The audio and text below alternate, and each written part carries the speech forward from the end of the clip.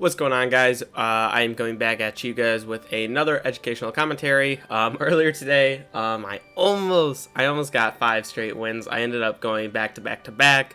Almost had a 4th win in there, but wasn't close to that 5th win. That's basically what I'm trying to do right now, is try and get that achievement. But anyway, I basically am just gonna give you guys some pointers and tips on the maps that, or the levels that I played on. I'm gonna give you guys my tips, my strategies again, on how I, basically analyze the level I'm on and how I'm so successful in this game. I know a lot of people are struggling to get wins right now, whether it's your first win, whether you're trying to just win more, be a more consistent player, not get knocked out so much in the early rounds. So I'm here to help you guys, and I basically have maybe 5 to 6 clips on stuff that I thought I could talk about in those 3 games. So we'll just get right into it. This is the first clip. Before anything, I'm trying to get a way to basically explain what I'm trying to say here, because I'm really bad at explaining this. But when you guys are on Jump Showdown, right?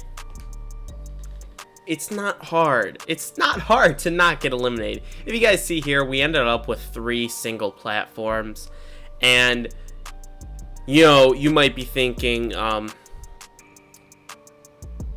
it's all random, right? It's all random. Whatever platform I'm on right now, it doesn't matter. Because, if this one goes down and you're on it, you're screwed. You're on this one, you're screwed. You're on this one, you're screwed. That's just not true. Based on the platform you're on, you have a better advantage. You just do. So I'll go with the worst platform to be on right now. This platform. If you're on that you basically are screwed. You have to get really lucky. I've seen some clips of people who are able to jump on this lower beam, and will take them to another platform. I've seen people do that before. That's the only way. I don't know if you guys can see it, but there is a guy right here. That's the only way you're gonna survive this. Depending on obviously whether or not your platform falls. But let's say this platform starts rumbling. This person, it's so unlikely. It's just like, you have a 1% chance of surviving. If you're on either of these platforms, you can jump to the other platform. If this one started rumbling, you could jump to this one. If this one started rumbling, you could jump to that one. And so now you're thinking, okay, so it doesn't matter whether you're on this one or this one as long as you're on one of them. Well, you're wrong again. So you guys know these will spin clockwise. Yes, it'll spin this way. So this beam is gonna come this way, and then hit that platform, and then come back around, hit this platform, that platform again, and so on.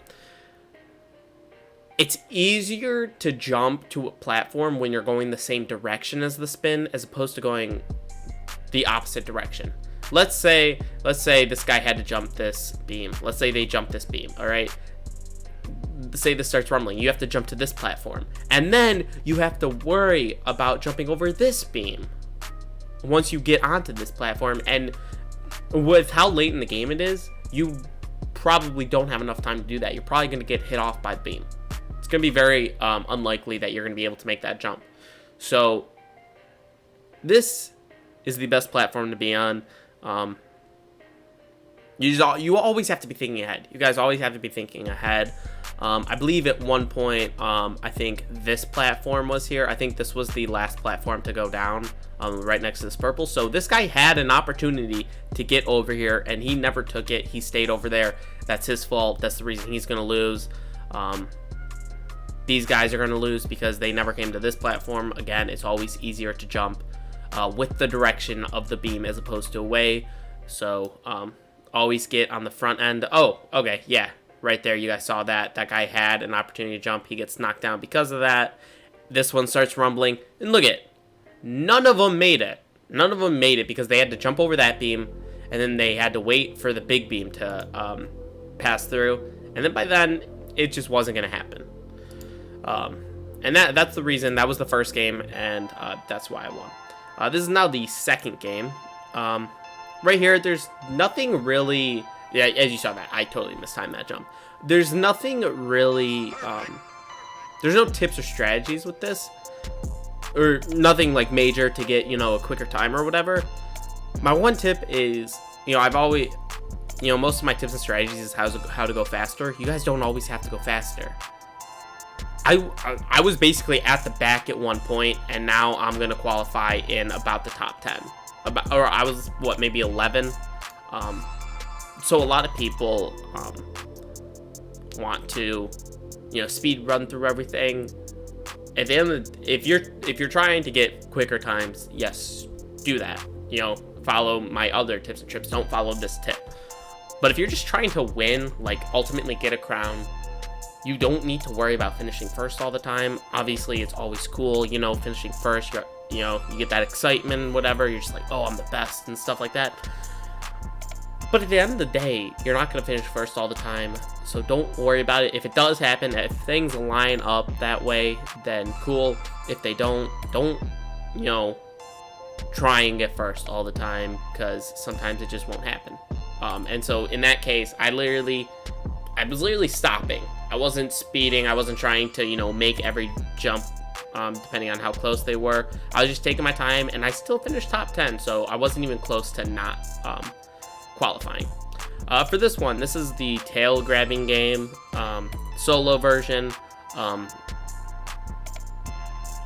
So this tip is mainly going to be when your tail gets stolen, or well, only when your tail gets stolen. But let me back it up a little bit. My tail just got stolen when I was up here. I don't know if it was by this guy or this guy, but I'm tracking this guy down. This guy played it terribly. He goes on the outside. It's so easy. When people are on the outside, it's so easy to grab a tail. Do not follow them. You know, I could have just followed him and gone this way between the yellow poles. That would have done nothing, because the speed's the same. Whether you have a tail or not, your speed's gonna be the same. It's not like without a tail, I run faster than them. It's not like with a tail, they run faster. So when they run to the outside, just cut them off. Take every kitty corner you can, all right? This guy takes a long route this way, tried to juke me out. I don't know, that it wasn't really a juke out. He was just trying to create space, but if you're creating space by going to the outside, you're gonna get your tail caught. And this took literally like 5 seconds to get my tail back. Again, he goes around this pole too. If he didn't, I would have taken it right there. But again, I don't follow him. I go on the inside. I'm able to catch up to him and take his tail very easily. And then, see what I did? I go straight back to those purple platforms, and I'm staying on the inside, like on those, and jumping from platform to platform. And then I'm just following that same strategy if my tail gets stolen again. For this one, this was my second victory. Let's see what we have here. Yeah, right there. Let me go back a little bit. I may have cut this off a little bit too early. So I noticed the guy was over here somewhere, wherever he was. So I wanted to basically get in an area by myself. So I was taking away all these spots. I believe that's how it is. Or not, oh, okay, yeah, he's right there. So yeah, I was taking off this entire row first, so he can't get back over here. He tries to make the jump to there, but he wasn't able to. This was later on in the same match. This guy, I played it terribly. Whenever you're near someone, you don't want to jump. You want to run as fast as possible and try and cut him off. This guy plays it perfectly. I thought I was able to cut him off. Usually when I get on a hex first, they'll usually turn away. This guy played it perfectly. He runs straight past it, and he ends up cutting me off. That made me drop 2 levels. I didn't drop to purple. I dropped all the way to yellow. He played it perfectly. I played it terribly, and because of that, I almost risked this entire game. Right here, this pink guy, he's coming this way. I could have literally just cut back this way. But if I cut this way, he would have had all of this, and I know there was more down more this way. So I wanted to cut him off, and I play this really perfectly. I just keep running, and because of that, he ends up going the other way, and he has way less tiles than me, and because of that, he ends up falling. that guy, I noticed this guy over here, so I wanted to take off this area as fast as possible, make him go that way. If I make him go that way, that makes this go even quicker because the other guy is on that side. So I want this guy away from me. So I take off these tiles. I quickly ran really fast to get over here because I knew how many tiles I had left. I knew how many I had left. I had a lot. And that basically resulted in another win. I didn't end up dropping another level. Those two guys, one of those guys ended up falling through to the slime. The other guy ended up falling onto a big area right below me, but there was already a guy down there, and they ended up splitting the tiles and running out before I could even fall down to their level. For this one, this is, I had a very bad start to this game. I ended up falling over here. I'm probably in the top 10 right here. But as you can see, there's 1, 2, 3, 4, 5, 6, 7 guys right here, all either ahead of me or basically exactly at me, and they all play this terribly. That green guy actually didn't, but right here, I take the boost onto the yellow thing, onto the yellow platform box, whatever you want to call it, onto the blue platform, and I never have to slow down. And because of that, I end up catching 2 of the guys, and that other guy played it perfectly like I did, so that's why he stayed in the lead. But yeah, there you guys go. Those were my, I don't know, 5 tips or whatever that resulted in 3 different games. That resulted in me winning each of those games, getting 3 more crowns. Hope you guys found this informative. If you did, comment down below if this helped you at all, is basically what I'm trying to say. Or if you have any other strategies to those maps, let me know, because I'm always trying to learn more about the game. But yeah, there you guys go. Hope you guys enjoyed. Hope you guys win more games because of this.